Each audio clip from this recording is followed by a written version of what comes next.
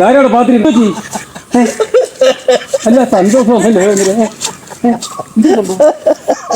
കാര്യം പറയാപ്പാ. എന്റെ പൊന്നു ബാബു ഇച്ചിരി കള്ളു കുടിക്കാനുള്ള സെറ്റപ്പ് ആയിട്ടുണ്ട്. അതെങ്ങനെ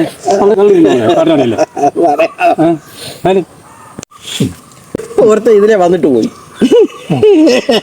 കുറച്ച് വേച്ചും കൊണ്ട് തള്ളിയിട്ട് പോയി. അതിനെ ഞാൻ വീഡിയോ എടുത്തിട്ടുണ്ട്. അത് നന്നായി. അയാളെ വീഡിയോ എടുത്തിട്ട് തനിക്കെന്ത് സഹായിക്കാൻ? അത് നമുക്ക് പറയാനോ? ഈ ഇങ്ങനെ കൊണ്ട് വേസ്റ്റ് ഇടുന്നവരുടെ ഫോട്ടോയും വണ്ടി നമ്പറും എടുത്ത് ഈ 104-40 എന്നുള്ള വാട്സപ്പ് നമ്പർ അയച്ചു കൊടുത്താല് ഇതൊക്കെ എടുത്ത് അയച്ചു കൊടുത്തിട്ട് നിങ്ങൾക്ക് എന്തോ പ്രയോജനം? നേരത്തെ ഇങ്ങനെയൊക്കെ ഫോട്ടോ എടുത്ത് അയച്ചു കൊടുത്തേ 2500 രൂപ കിട്ടത്തുള്ളായിരുന്നു. പക്ഷെ ആ സ്ഥാനത്ത് പക്ഷെ ഇപ്പൊ 12,000 രൂപ കിട്ടും. ഓഹോ, ആ 12,000 രൂപ കിട്ടും. അപ്പൊ അത് കൊള്ളാലോ. എങ്ങനെയാ പറയുന്നത്, ഒരാഴ്ച കോൺ തെറ്റി 2-3 ബാറിൽ കയറി ഇറങ്ങി അടിച്ച് സൂപ്പറായിട്ട് ഇവിടെ നടക്കരുതോ? എവിടെയും തലയും കുത്തി കിടക്കാമല്ലോ.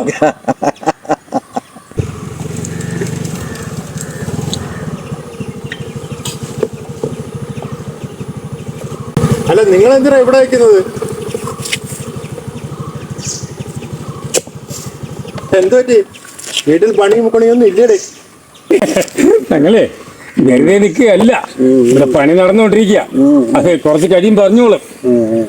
എന്താ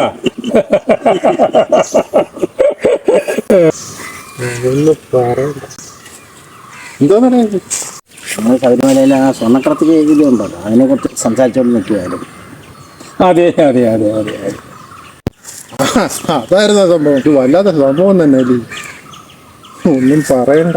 ഇനി അയ്യപ്പനും അവിടെ ഇരിക്കുന്നത് ഒറിജിനലാ ഡ്യൂപ്ലിക്കേറ്റ് ആണോന്ന് സംശയമുണ്ട്. സ്വർണ്ണപ്പാണ് വിറ്റുവരുന്നേ. ആ സ്ക്രൂ എങ്കിലും ഒന്ന് കിട്ടിയായിരുന്നു ഞങ്ങൾ രക്ഷപ്പെട്ടു പോയാലേ. ആ സ്വർണ്ണം ആയിരിക്കുമല്ലോ. എന്തോന്നല്ലേ, സ്ക്രൂ മാത്രം മതിയാ, വേറെ ഒന്നും വേണ്ടേ? ശരിയടേ, ഞാൻ പോണേ.